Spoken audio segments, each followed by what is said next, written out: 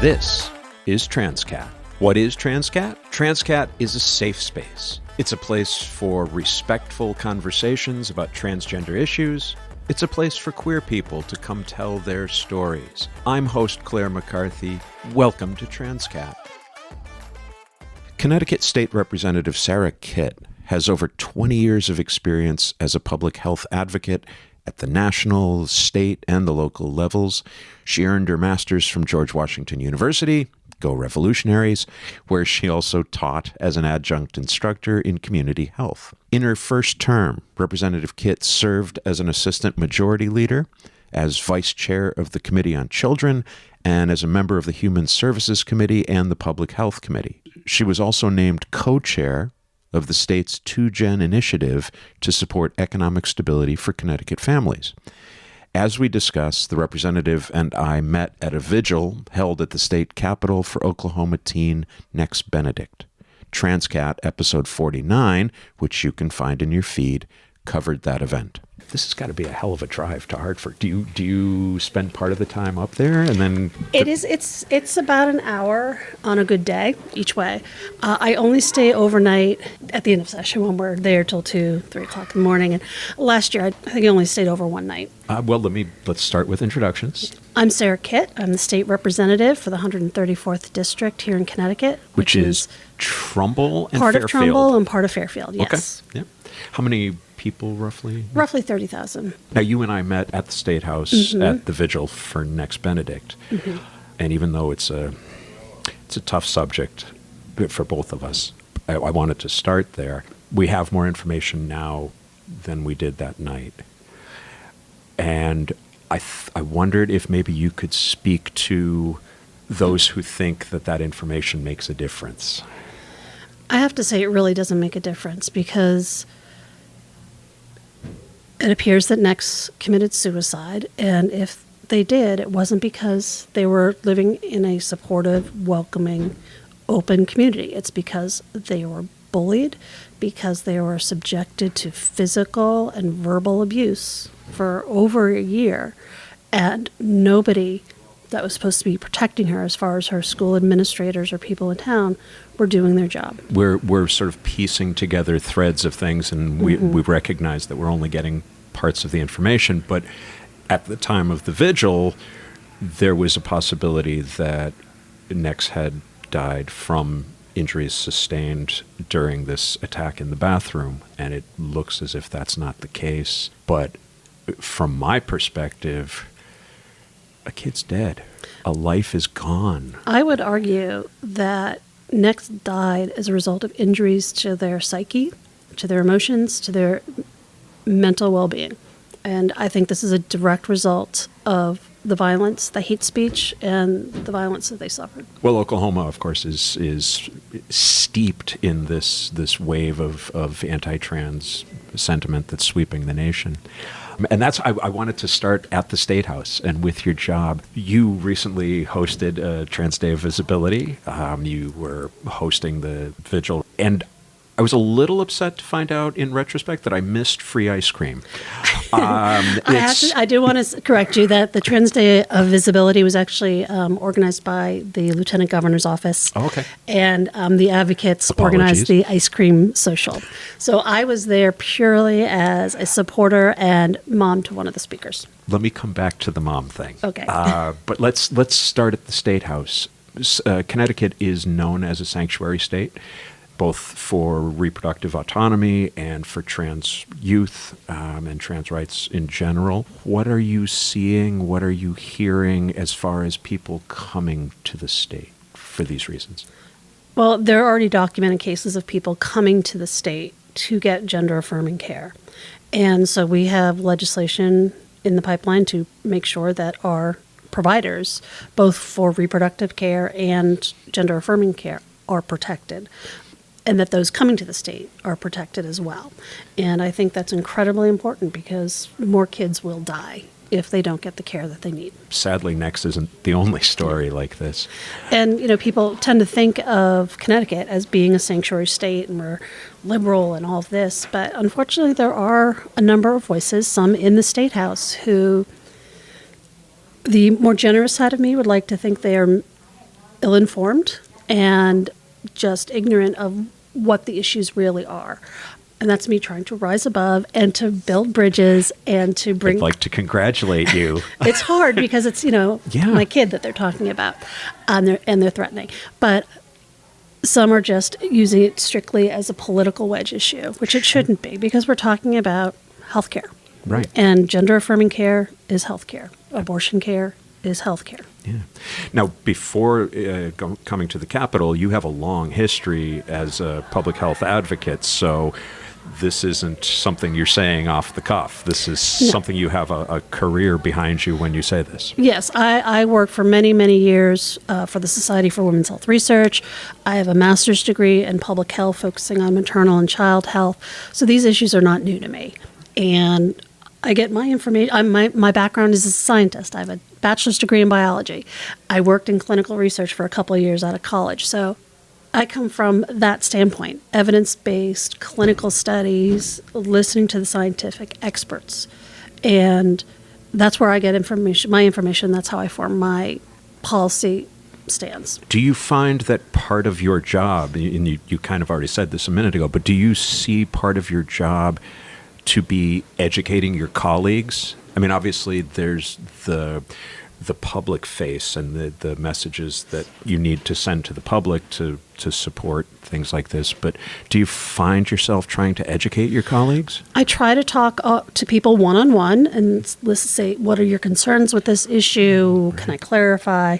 Sometimes that works, sometimes it doesn't, but to a larger extent, we have people who think they're allies, but they don't really know what's going on and why we need to sort of cut off certain lines of debate. So I and members of the LGBTQ caucus were looking to put together kind of transgender issues 101 for legislators, not to indoctrinate anybody, but to say these are the issues, and this is what we mean when we say this, and this is what people in the community feel when they hear that. Right. And how can we work together to make sure that we truly are supporting everybody in our state? And is there at least a civil conversation to be had there? Or you said some people are just never going to open that door for you and immediately going to buy into the line of talking points. There has been some really ugly speech in the committee meetings and on the House floor that was really hurtful to members of the community. And because we don't call the question in our legislature, it really can't stop that those comments. Although I've been trying to get more of a commitment from leadership to be in the room to make sure it doesn't continue any longer than absolutely. I mean, it shouldn't continue at all, but within the rules that we've agreed upon. Yeah. And there are ways to curb it. The whole asked and answered, because each person on the other side will ask the same question, and so there's certain procedural things that can be done. People tend to be cordial when it's one-on-one. When there's a microphone in front, then the ridiculously ignorant and hurtful words come out. That hurts. I'm trying to find a way to say it other than that, because I sound childish, but that's it. The legislatures are supposed to be places of civil discourse. I do not agree, but I understand where if you're campaigning, you need to use rhetoric that's going to motivate your base, and if that is through hate speech, I get it. I know that works. But once you're in there, the job of governing, the job of serving the people should involve a degree of whether you're talking about homelessness or reproductive rights or the cost of prescriptions, whatever it is that's being debated, you should be at the very least willing to be educated by, as you say, experts. Well, I think the whole idea of scientific fact and expert opinion and critical thinking went out the window in 2016. Can't disagree with that at all. And that's why so many of us are so scared right now, because there's a good possibility that 2016 might be happening again. There are a lot of us, and your child is probably one of them, who take a degree of comfort from the fact that Connecticut is pretty well recognized nationwide that this is a place where your rights as a trans person, as a non-binary person, will be respected. But we're all feeling that that could be a really fragile state of affairs. How worried should I be?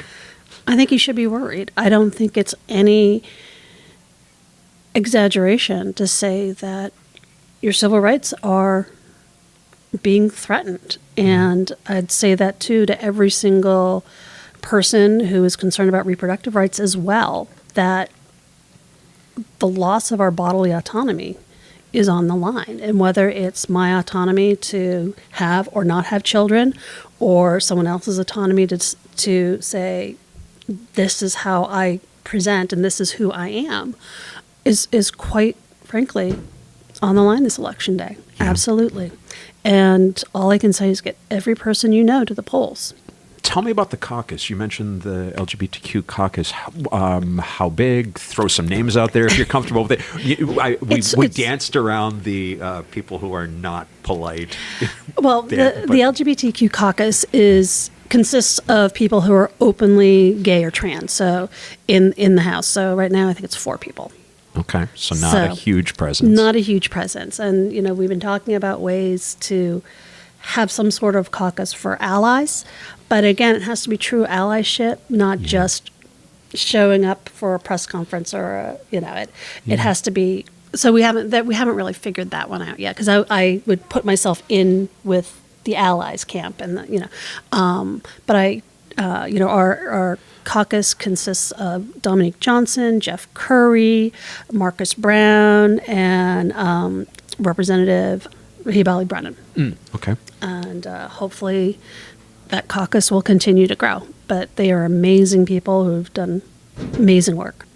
What is an ally then? What? Because when I came out, this was about 7 years ago, I had plenty of people who wished me well and who were right there to applaud me and say congratulations. And that's pretty much where it ended. So what's the difference between somebody who says, I am going to work really hard not to say or do anything offensive to you, and someone who's actually an ally? I think someone who's allies willing to put themselves and their position and their power on the line for somebody else. Yeah. I didn't run for office as an ally or as the voice for the transgender community. I took that on because what I saw my kid going through, and also just the rise in hate speech and everything that's going on in our country. So that's sort of, and people said, you might want to stay away from that. Your district's pretty conservative. You're really sure you want to do? I'm like, I can't not do it. I have a position of power. I have a position of privilege, and I'm going to use it. And so I think an ally is someone who's willing to give something up to help somebody else move forward. And I think that's what allyship is. Mom is somewhere between the caucus and the allies. Yes. You very definitely have skin in the game. It is not, just sort of an altruism motive that where you're going to, I'm going to step up. Yeah. And do something here, because there's a life on the line. Tell me about that. So Theo is my youngest. They are now 18, and I have obviously permission to talk about this. They're an amazing kid. They came out in 2020 as non-binary, and I have to admit I was a little thrown. I was always an ally, right. Wore the pins, sport, but I didn't understand it. I did not understand it at all. I thought maybe they're going through a phase, back when I went through my goth phase in high school, that sort of thing. It's just a phase. But I listened to them and said, let's figure out what you need. And we were lucky enough to get into a youth gender clinic and discussed plans with the entire team. And, Theo decided to move forward with some medical interventions and received supportive therapy. So it was a holistic approach, and just the difference in their mental health and their almost like a different child. They just blossomed. Even in the middle of the pandemic, they blossomed and have grown into this incredibly confident, focused, mentally healthy young adult. Yeah. And I saw that some of their friends didn't have that kind of support, even in my own family. On my husband's side of the family my husband comes from a very conservative Christian background. My side of the family tends to be a bit more liberal, and the responses from the two sides were different. You know, we told my mother, who's grew up Roman Catholic, Irish Catholic, and she said, I don't get it. I don't understand it at all, but I don't have to. All I need to know is if Theo is happy and healthy, that's all that matters. And said, I will get the names and the pronouns wrong, because we did the name change, the pronouns. I will get them wrong, but it's not because I don't love and respect Theo. Yeah. It's just because I'm old. And Theo said, Grandma gets a pass. Whereas on the other side, it was sort of the eye rolls and the continual misgendering and the use of dead names. And, just you could see how much being acknowledged for who they are really means to Theo. Theo, I was listening to you, and I'm assuming prefers they, them. Theo prefers they, them. Okay. They lean more masculine, but they use they, them. And they've said, I've been through this now for 4 years and pretty much know that I do not feel like a woman. I do not feel like a man. I just like who I am in this in-between. Love you, Theo. Yeah. But what came up, though, is they've been applying to colleges because they're senior. And as an artist, one of the schools everybody recommends was SCAD. And they mentioned this in their remarks earlier in the week. And they said to me, I don't want to go to Georgia. I don't feel like I'll be safe in Georgia. And I have a friend whose child is transgender and went to SCAD and was great. But Theo said, I don't want to have to live within the little community of SCAD. Yeah, I understand that. On campus, I'll be safe. But I want to be able to, go where I want and feel safe. And so they decided in Brooklyn, and they're going to go to Pratt. Oh, great. And they're super, super excited. But, to have to think about that. When I was applying to college, I didn't have to think about, am I going to be safe? Right. Georgia, of course, just passed an omnibus bill, I think just this week, with a number of the anti-trans pieces molded into that. And it's certainly one of the many states that still allows the queer panic defense in murder cases. And I don't know if you've ever seen that map, but it's terrifying. And what you were just describing is what I always think when I see it is, imagine yourself a high school senior trying to decide, where do I want to go? And I'm going to estimate 2/3 of the country is not safe for you. Yeah, is not safe for you. Which, when you add it to the hate speech, where people's tempers are, on a trigger, that just sets people up to, to not take that extra second and check themselves and say, wait. This doesn't warrant this level of anger or this level of violence. I'm not comfortable with this kind of person, but what the hell? It doesn't matter to me. Right. It enables them. It emboldens them. Congratulations on Pratt. That's very excited for them. They're an incredibly talented artist, and so what sort of art? Well, they are sort of I don't want to say jack of all trades, but they're going for actual fashion design, because while they are an amazing artist, they do digital, oils, acrylics, studio art. They're being very smart and thinking that they are going to have a more stable career financially in costume designing. Oh, yes. They love historical costuming. Oh, so. Wonderful. I'm a language person, and so as I was just listening to you, we need to come up with, among many other things we'll need to come up with a gender-neutral term for jack of all trades, right? If you could go Jill of all trades, jack of all trades. Listeners. I know. Yeah, sometimes I find myself kind of tripping over myself like, oh, yeah, that's kind of gendered. How do you navigate that family thing where, I mean, you can't avoid, we're recording this the day before a big holiday. Families get together over holidays. Well, we have been closer with my family since the kids were born, just geographic wise. And so we've just chosen, we spend time with family that supports our kid. Yeah. And, some of my husband's family is fine, and they were just actually here for a visit. And, nice. My niece on my niblet, I guess is what we're calling them now. Okay. Is also gender fluid, and so welcoming, them into the fold. But there's no need to be around people who don't accept who you are. So we've made that clear. Thank you for that. When your initial reaction, or one of your initial reactions, was maybe it's a phase, I don't think you're isolated in that at all. I think that's probably a pretty common response from even the most well-intentioned parents and loving parents. What did they say to you to reassure you that that's not the case?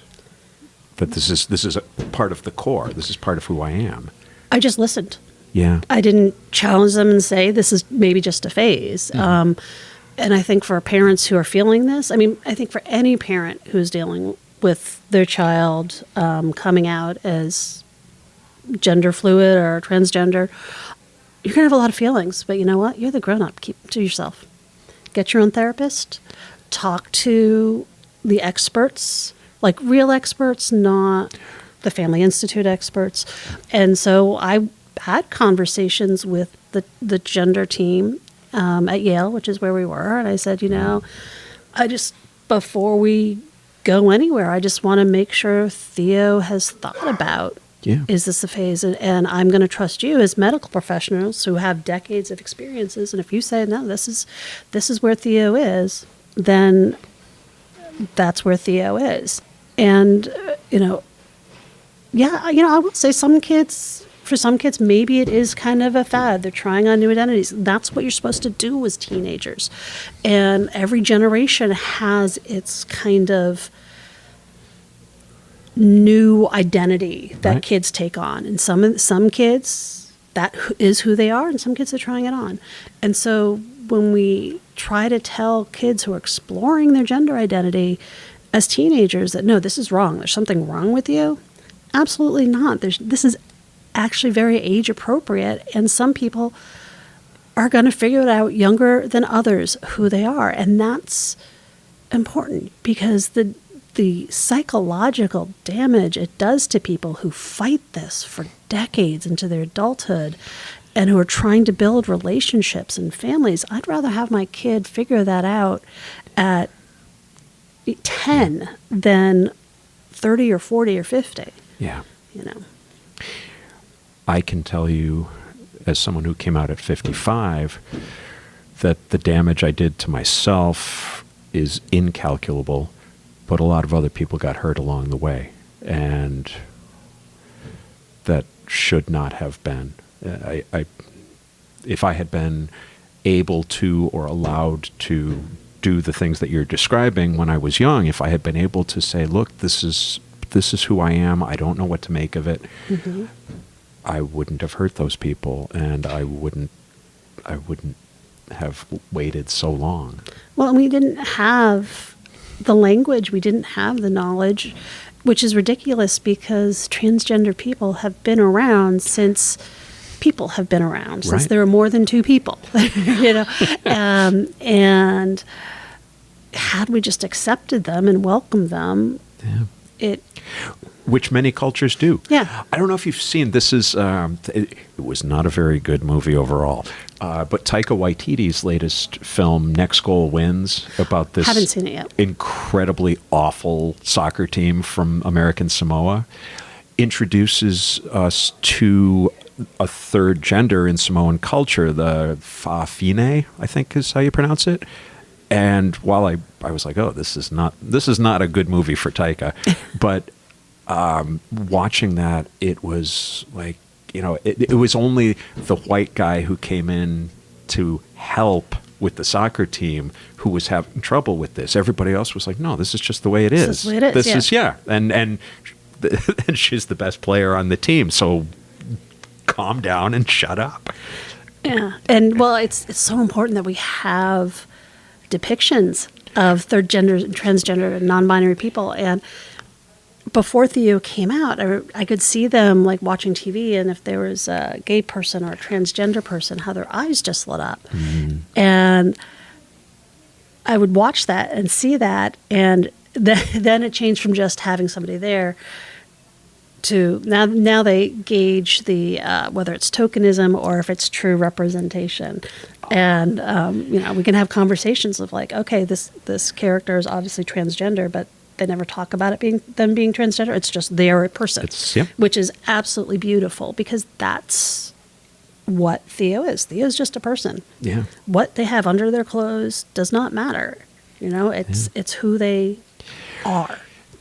Universal skill, what you're describing, is the ability to consume media intelligently and to be able to, enjoy, but also look critically and go, okay, this is biased this way, or this is lacking in this regard. And that's a valuable skill, whether we're talking about newscasts or political rhetoric.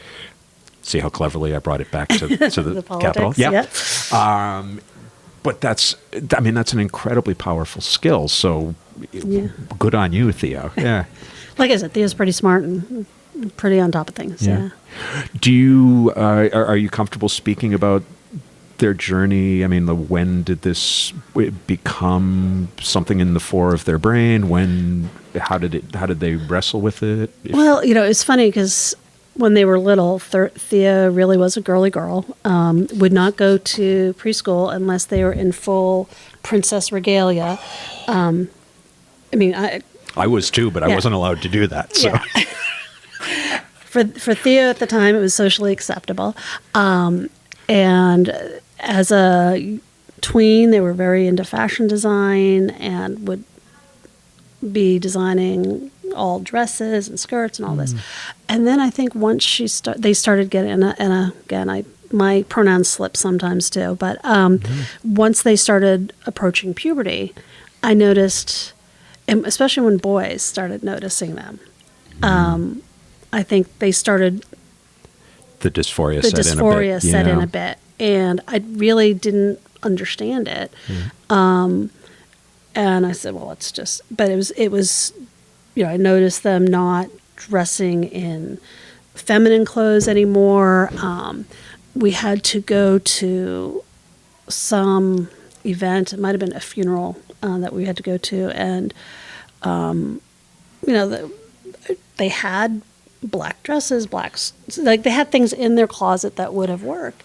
And they were just really pushing back, which is something Theo never did. Yeah. Theo was always my easy child, and they were pushing back and being difficult. And I said, these are the parameters. I don't, for the clothes, you have to do this, and this. But if you get them in the men's, you get them in the women's, I don't care. And then the shoes were the big issue at this point too, because we were looking for shoes in the women's department, and every shoe, they were just no.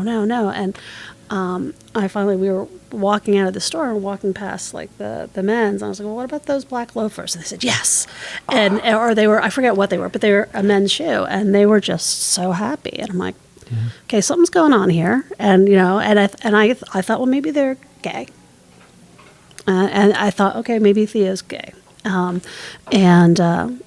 then when they came out in 2020, I was like, okay, they're not gay. It's, Was it hard in 2020 to get the support both of you needed? Because as the pandemic hits in March and we're all locked in and we're all concerned with things that maybe seem more imminent, was it hard to get the support you need? It took a few months for us to get into the clinic, and I think we actually got in quicker than a lot of people now because people were avoiding medical facilities.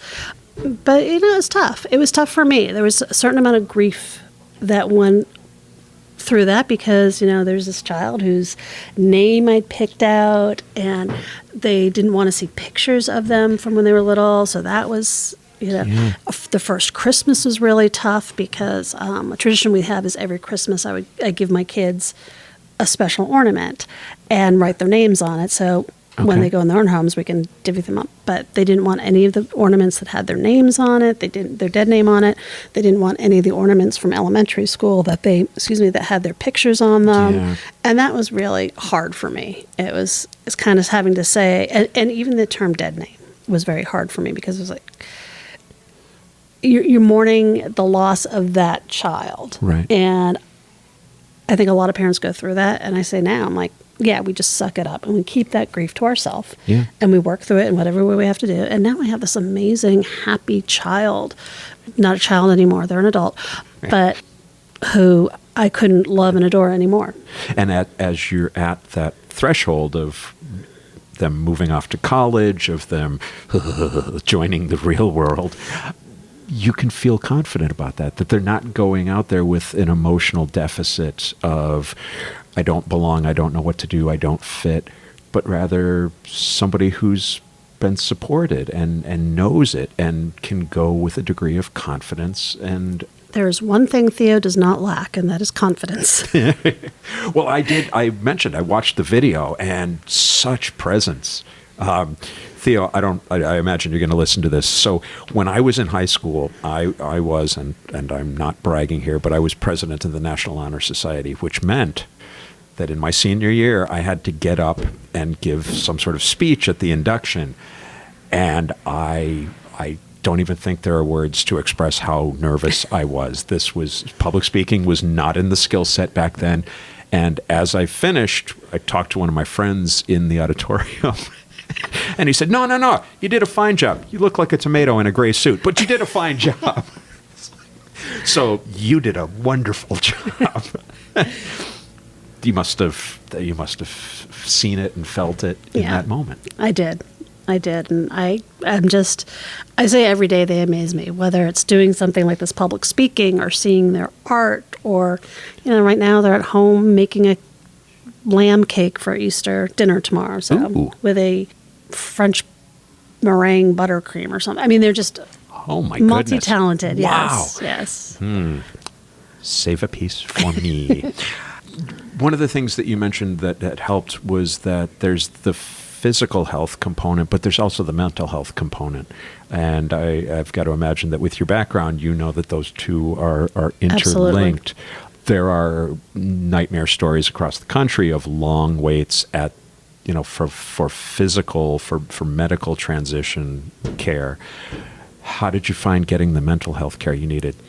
It was tough because, again, it was around the time of the pandemic, and Theo had been struggling emotionally, and there were a lot of things going on in our family at the time.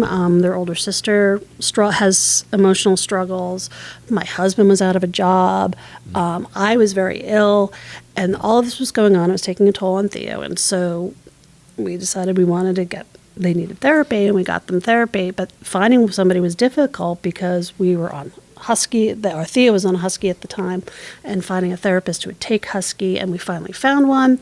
And then several months later, that's when Theo came out, and that was through that process of therapy.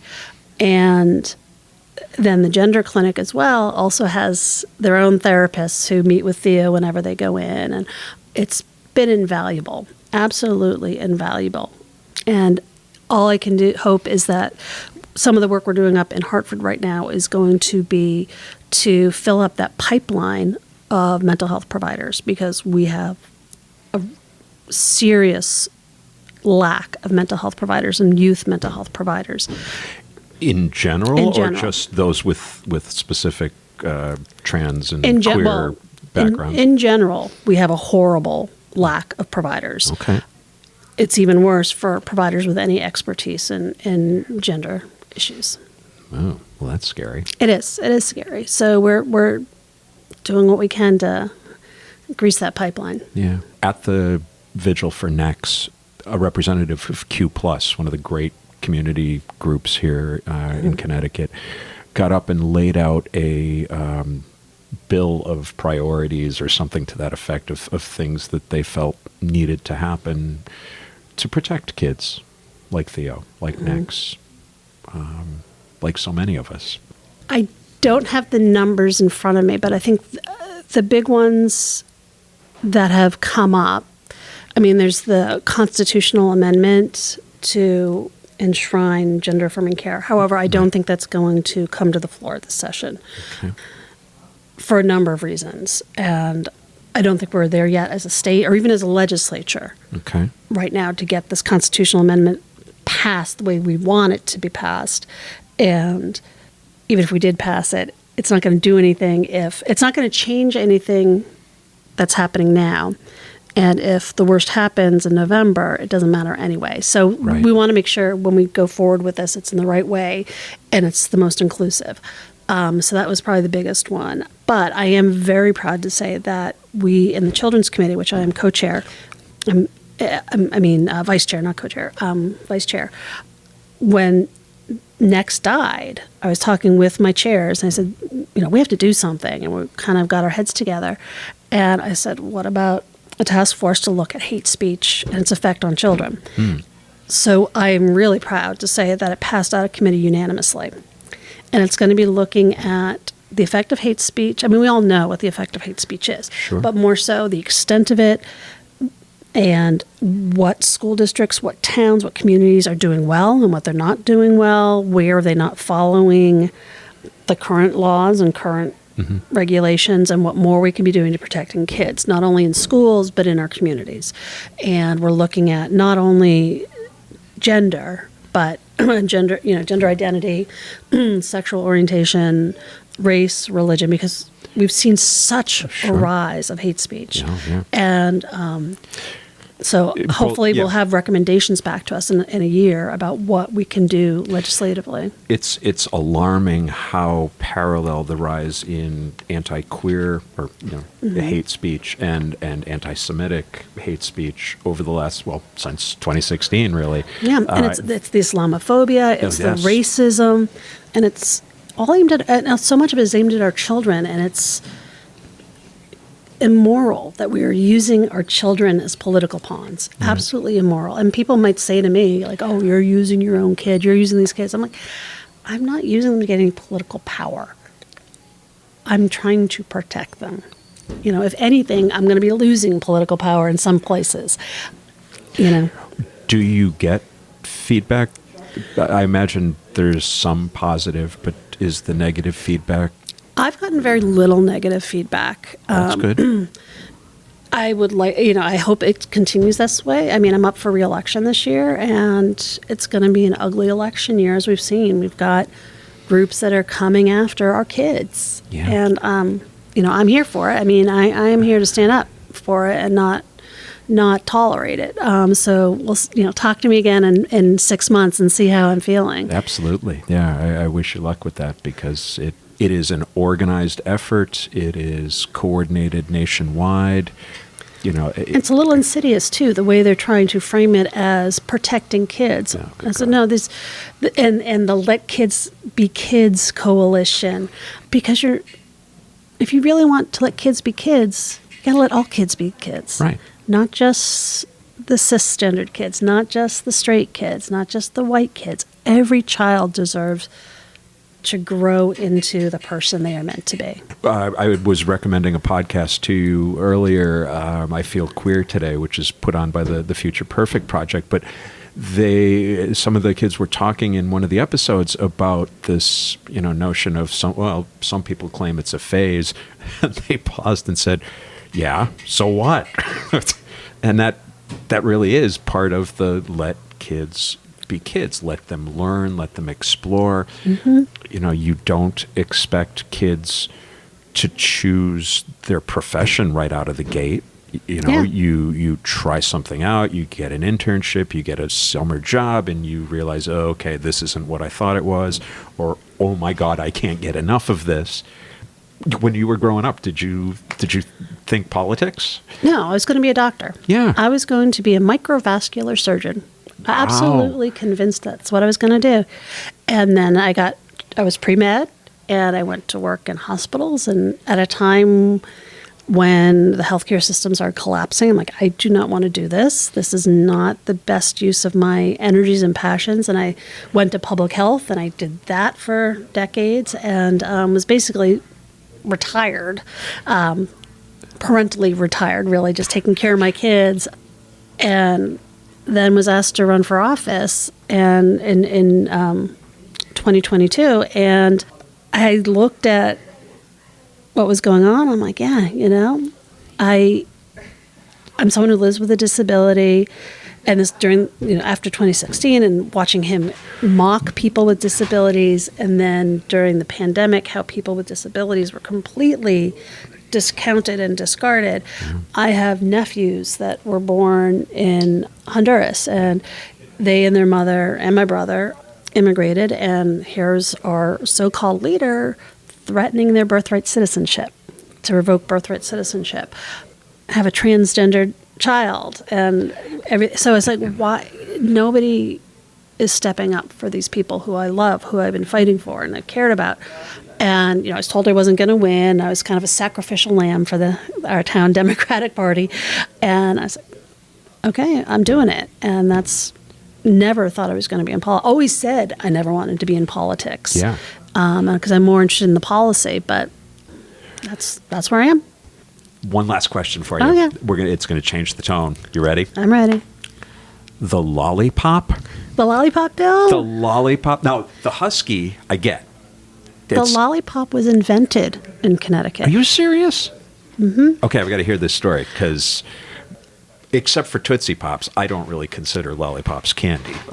It's pure sugar. It is, yes. They're certainly not health food, but it's like, I have no use for lollipops other than Tootsies. And I should know this, and I don't have it in my head, but yes, the lollipops were invented here in Connecticut, which is why we believe it should be the state candy. I know the governor is partial to Pez.